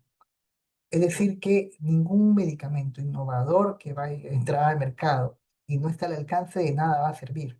Y ese es el mensaje final con la que quiero hacer esta breve presentación y agradecerles ahí la siguiente, a, a las invitaciones que nos han dado. Cualquier información adicional sobre el Atazanavir y toda esta actividad que hemos hecho en campaña con varias instituciones aliadas, lo encuentro en nuestra página web. Gracias. Muchísimas gracias, Marlon, por traernos esta experiencia, ya con algunos años, pero que evidencia el trabajo coordinado desde las organizaciones de sociedad civil para lograr la reducción del precio de un medicamento, pero sobre todo el acceso a este en los servicios de salud en Perú. Voy a darle el pase a Fernando Chujutay dentro de las discusiones que teníamos para la preparación de este webinario. Discutíamos también cómo dentro de las comunidades hay algunas comunidades que incluso no son mencionadas, no son tomadas en cuenta y entre ellas están los pueblos indígenas, ¿no? Cuyo abordaje debe ser intercultural, debe ser con la participación de las comunidades de las zonas más afectadas. Entonces, quisiera invitar a Fernando para que nos comparta sus ideas respecto del trabajo en la prevención de VIH con las comunidades indígenas. Adelante, Fernando, te ayudo con la presentación. Sí, por favor. Buenos días. Eh, Desde ya agradecer la invitación para poder participar en este diálogo regional respecto a esta agenda que nosotros traemos siempre muy crucial en la respuesta al VIH-Sida, los pueblos originarios. Y pues esta presentación le hemos denominado Equidad en el acceso a tratamiento innovador y la prevención. Lenacapavir y su potencial para los pueblos originarios de América Latina. Eh, Siguiente.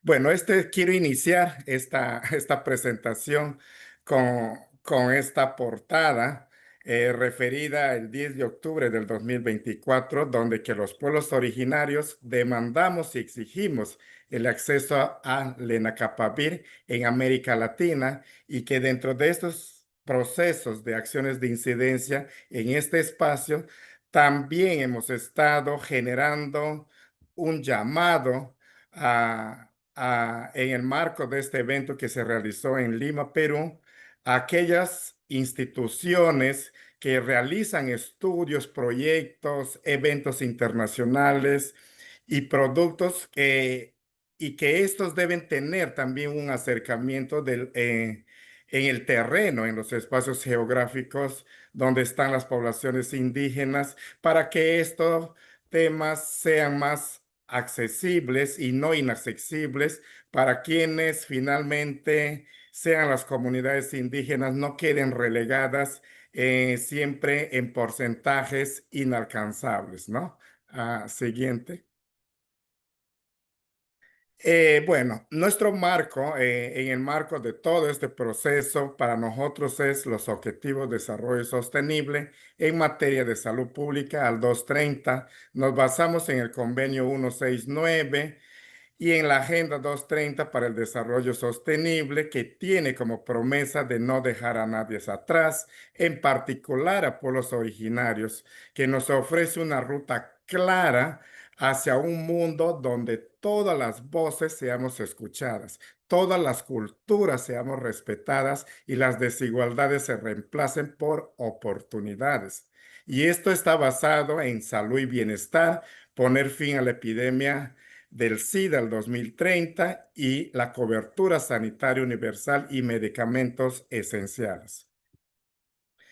La realidad de los pueblos originarios en realidad son contextos muy adversos y entre ellas traigo algunas a este diálogo, como es la alta vulnerabilidad estructural, social y cultural que existe, el bajo acceso a pruebas de antirretrovirales, PrEP y PET y condones, tanto masculinos y femeninos, invisibilidad estadística y falta de políticas específicas de salud con pertinencia intercultural, desigualdad en atención, costos y adherencia, la alta estigmatización al interior de las comunidades indígenas hacia las personas con VIH o patologías crónicas, altos costos de bolsillo en lo que incurren los pueblos originarios por la lejanía donde viven, ¿no? Son realidades y seguramente hay muchas más, pero estas son las más resaltantes que traigo para hoy día. Obstáculos claves que se presentan en torno a los pueblos originarios. Falta de datos diferenciados, porque consideramos que sin datos no se puede lograr muchos avances en la respuesta al VIH, específicamente para nosotros, las poblaciones indígenas. Existe en este contexto tema de inseguridad alimentaria y por ende la interrupción al tratamiento. En este contexto también está marcado muy claramente que existe violencia sexual, machismo y discriminación. Y asimismo no hay una integración de la medicina tradicional como complemento durante la ingesta del tratamiento antirretroviral bioral en la ingesta diaria y transversalmente a todo ello la pobreza extrema que hay en nuestras poblaciones originarias. Siguiente. Pero asimismo consideramos nosotros en el proceso de nuestro involucramiento en estas acciones de incidencia política que venimos realizando desde los pueblos originarios, es el beneficio de Lenacapavir en pueblos originarios. Por ende, consideramos que esta medicina innovadora antirretroviral de acción prolongada puede o podría mejorar la adherencia y reducir temas de estigma, fortalecer estrategias comunitarias e interculturales, compatible con la atención primaria y diferenciada. También puede ser ideal para contextos rurales con baja adherencia y acceso limitado. Asimismo, discreto, eficaz y adaptable a modelos interculturales. La administración distanciada reduce costos intermedios de la atención médica de las personas con VIH, es decir, el bajo costo de mes a mes para el usuario que acuden a los programas de VIH de los estados a través de los ministerios de salud en la región. Siguiente. Consideramos también que las oportunidades regionales en cuanto al acceso.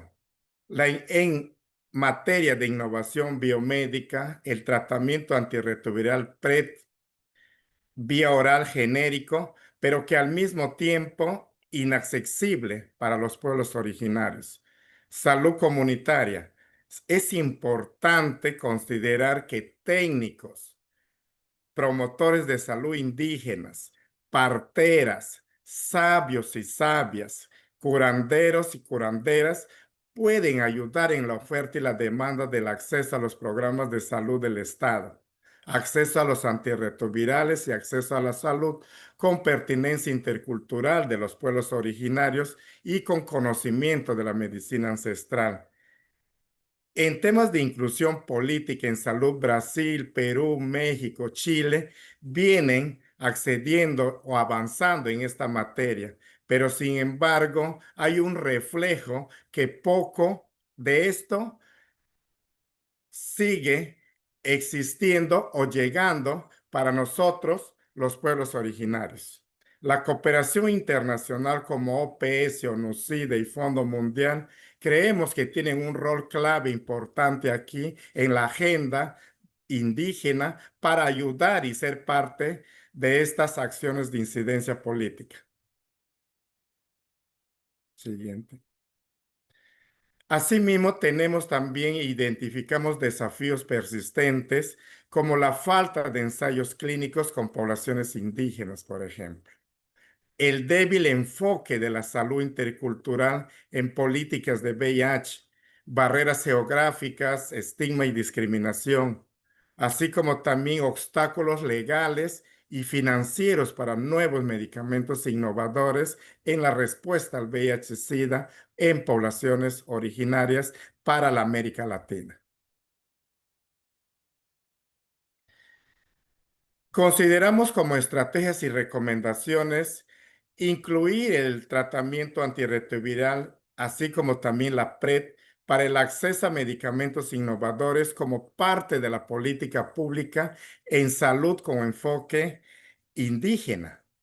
La formación de promotores de salud bilingües e intercultural consideramos que puede ser un gran aporte para el avance en esta respuesta para los pueblos originarios.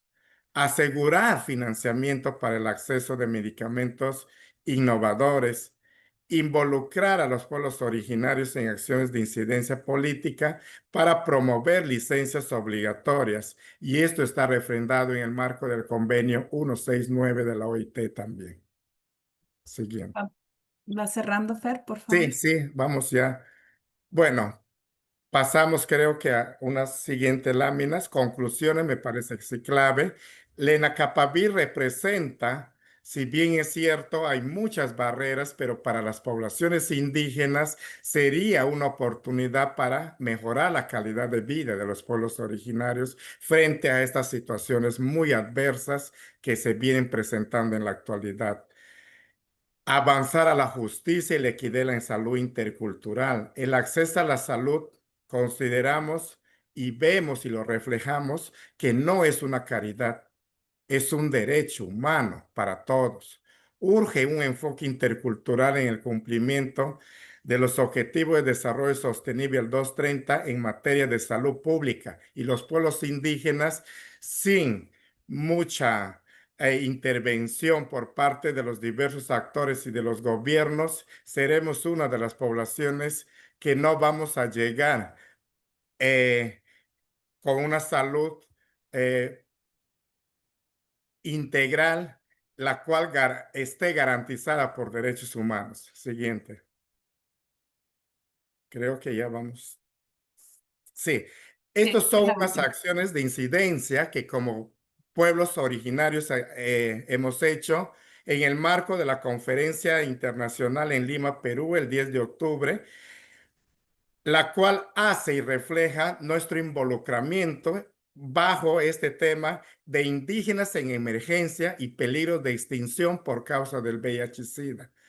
Desde la Coalición Latinoamericana de Pueblos Indígenas en Respuesta al VIH, la Asociación Impavis, Consempar y la Comunidad de Mujeres Positivas, juntos hemos realizado estas acciones de incidencia pública dirigiéndonos a la Sociedad Internacional del SIDA, IAS, al Laboratorio Gilead, que también estaba presente en esta conferencia, y a la comunidad científica, a fin de hacer un llamado de atención que, por ejemplo, sin la comunidad no hay investigación, que frente a eventos internacionales como estos no se puede guardar un silencio frente al tema indígenas en peligros de extinción y que Gilead ha excluido al Perú y a otros países de la región en cuanto a la licencia para dar acceso a lenacapavir en la región. Y por ende, Perú, como otros países de la región,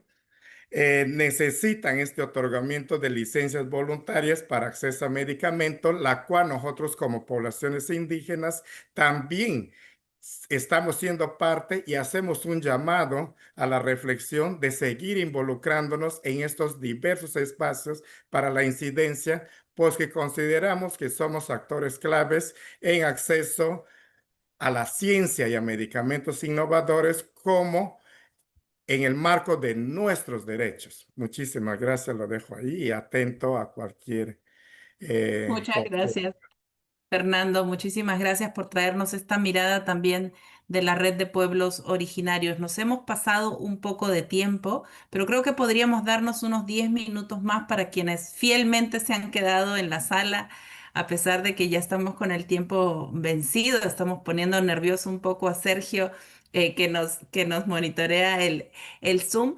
Hay algunos comentarios, no hay preguntas directas, pero los comentarios están un poco en la reflexión por un lado, sí, en algunos países se observan este hostigamiento tal vez a organizaciones de sociedad civil y, y algunas personas que se comprometen o se involucran en acciones como las que nos contaba Marlon de incidencia política. Hay algunos comentarios también que hacen referencia al poder que en algunos países tiene la industria farmacéutica, tan así que influye para el cambio de funcionarios en algunas instancias de gobierno y entonces ahí hace un poco más difícil también el abordaje de algunas estrategias para el de licencias obligatorias, para lograr licencias en cada uno de los países u oposiciones. Hay un comentario también respecto a la necesidad de un abordaje intercultural, un abordaje que parta desde las mismas comunidades para entender la infección y para planificar juntos la mejor respuesta para la zona. Em, n- no, sigo sin ver preguntas como tales hacia el panel, son más comentarios. Pero sí habían algunos comentarios de los panelistas y de una participante que no logro ver. Sergio, si encuentras en la lista a Claudia Velázquez, si la puedes subir como panelista para que pueda intervenir, pero sí habían algunos comentarios de Javier Llamosa, de Luz Marina Umbacía y de Claudia Velázquez respecto de acciones que se han hecho en el pasado reciente para avanzar en el acceso a algunos medicamentos antirretrovirales y también que se está trabajando respecto de lenacapavir desde la oficina de ONUCIDA Andina. Luz Marina, empiezo contigo, 2 minutitos, te Eh, pongo el desafío. Liz, no, es muy corto. La verdad, no quería dejar pasar la experiencia de Colombia, quien ha sido, yo creo, uno de los países que más ha solicitado licencias obligatorias en la región. Apenas hemos tenido una exitosa, la de dolutegravir, que permitió que con el presupuesto que se trataban 27 una persona, ahora se puedan tratar 27. Pero hemos tenido otras solicitudes que a pesar de que no se obtuvo la licencia, sí mejoró el poder de negociación del país. Y una de las cosas que tenemos que tener en cuenta es que muchas veces los países se encuentran débiles ante una empresa poderosa y por eso es importante la cooperación también entre gobiernos para que haya más fortaleza. En estas experiencias que tuvimos en Caletra, tuvimos una reducción del 90% del costo del medicamento, que era un monopolio. Para imatinib, que no es un medicamento utilizado para el cáncer, tuvimos una reducción del 40%. Era un medicamento patentado que tenía competidores en el mercado y aún así logramos reducir el 40%. Hizo exigible su patente porque el Estado decidió regular los precios. Y estas otras medidas adicionales, como la regulación de precios, como la evaluación de tecnologías sanitarias, son medidas complementarias que nos permiten acceder a los medicamentos en combinación con el uso de las flexibilidades ADVIC. Los antirretrovirales de acción directa fueron comprados los medicamentos de forma centralizada en Colombia y también se logró una reducción del 40%. Así que esta no es, digamos que un quiebre de la patente como se suele decir, sino que son mecanismos que están en el marco de la ley y que los países deben utilizar para que prevalezca el interés y la salud públicos. Gracias, Lice. Muchísimas gracias, Luz Marina, por traernos además este ejemplo tan reciente en la región. Javier, 2 minutitos. Gracias, Lice. Bueno, a ver, lo que hemos escuchado es muy importante las experiencias que han habido. Definitivamente, en la medida que estemos sometidos a un sistema de patente como el que tenemos, vamos a tener los resultados que hoy tenemos, ¿no? Que se orienta más a la negociación y al lucro, y eso nos lo ha expuesto muy bien Caroline Scopel, ¿no? En la medida en que tengamos este modelo y no tengamos un modelo alternativo, vamos a seguir sometiéndonos a estas propuestas. Y el modelo alternativo es algo que tenemos que construirlo, un modelo alternativo estructurado. Si bien es cierto, hay propuestas que existen o ideas que existen como el de Linkage, por ejemplo, el desvincular el precio del costo de la investigación. Esto tiene que ser más estructurado para tener un modelo alternativo. Tenemos que buscar el acceso a los medicamentos y utilizar todas las herramientas disponibles, ¿no? Y en esto están las licencias obligatorias y las oposiciones, pero más allá de eso también cómo fortalecemos los criterios de patentabilidad para no tener patentes indebidas. Ojo, hoy en día, novedad y altura inventiva, la definición no es igual en todos los países y esto genera que haya patentes indebidas, ¿no? La sociedad civil tiene que estar empoderada sobre las licencias, sobre las salvaguardas, presionar a los gobiernos y esto lleva a que las empresas comiencen a negociar. Probablemente no logremos tener la licencia obligatoria, pero solo el hecho de que la sociedad civil presione logra que las farmacéuticas se sienten a negociar y ha pasado en Colombia, ha pasado en Perú, ¿no? Ha pasado, en estos momentos sigue pasando con un medicamento llamado Trikafta para la fibrosis quística y es muy importante. Las empresas se sientan a negociar, se sientan a reducir el precio, se está reduciendo el precio porque la sociedad y los países se empoderan y empiezan a presionar. Entonces, yo creo que eso es muy importante. Todas las flexibilidades son importantes, no solamente las oposiciones. Eso va a depender del estadio en la que esté el medicamento, pues, desde que se patenten las posiciones o las flexibilidades para incorporar salvaguardas como la licencia obligatoria, la excepción volar, etcétera, pero todas son importantes dependiendo el momento en que estén, ¿no? Entonces, lo importante, no, o sea, la licencia obligatoria no es el éxito es lograr que el medicamento esté disponible cuando se necesite y para ello tenemos que la sociedad civil empoderarnos, tener la información correcta y exigir a nuestros gobiernos que cumplan con su obligación sobre los derechos fundamentales, ¿no? Gracias. Muchísimas gracias, Javier, por esta reflexión. Claudia, bienvenida. Adelante. Muchísimas gracias, Liz. Gracias, Sergio. Y bueno, excelentes presentaciones de todos que han participado en este panel. Ha sido realmente muy enriquecedor escuchar todas las contribuciones y la necesidad de generar la demanda y bueno, todas las barreras que enfrentamos. De parte de UNUCIDA Perú, quería contribuir rápidamente que estamos trabajando en un análisis, un estudio de costo-efectividad de la lenacapavir inyectable. Esto pues nace de también como un complemento al trabajo que está haciendo todos en términos de generar la demanda y también de la incidencia política para tener el acceso al Lenacapavir. El estudio pues está trabajando no solamente. Estamos usando Perú como modelo con el Ministerio de Salud, pero también está involucrado nuestro equipo regional, la OPS regional, colegas de nuestra sede y expertos externos en modelaje y también un equipo de consultores y también estamos teniendo interacción también con otros expertos de la Cayetano Heredia que también están haciendo un modelo similar, un poco diferente. Pero creemos que los resultados de este modelaje no es solamente para ver en qué punto el precio, porque el precio obviamente tiene que ser igual a un costo bajo para toda la región y eso se está viendo con la OPS, pero también nos va a dar una estimación de impacto de las nuevas infecciones que pueden ser evitadas y esto puede servir como una contribución fuerte de incidencia, no solamente con Gilead, pero también con nuestros gobiernos. La idea es que después ya estamos trabajando con el Orasconu para ver también cómo ellos se unen con más países y también ya hemos tenido conversas también a través de mi colega Andrea con Perú, en Brasil, cómo podemos unir esfuerzos realmente para, desde una perspectiva de evidencia, también apoyar en esa incidencia. Gracias, Lidice. Cambio. Muchísimas gracias, Claudia, por el comentario. Nos das entonces contenido para un siguiente webinario, seguramente. Muchísimas gracias a Carlos Pasarelli, que nos acompaña desde Brasilia. Muchísimas gracias, Caroline, también. Marlon, por la experiencia compartida y a Fernando por este grandioso panel muy ilustrativo y que nos presenta además distintas perspectivas. Estamos ya con la hora, así es que voy a darle la palabra a Guillermina para que nos presente un poco las conclusiones y el cierre de este webinario. Adelante, Guillermina. Gracias, Lice. Gracias a todos. Ha sido un placer y un honor compartir este webinar, no solo con los panelistas, sino con todos los participantes que nos hicieron muchos comentarios y preguntas.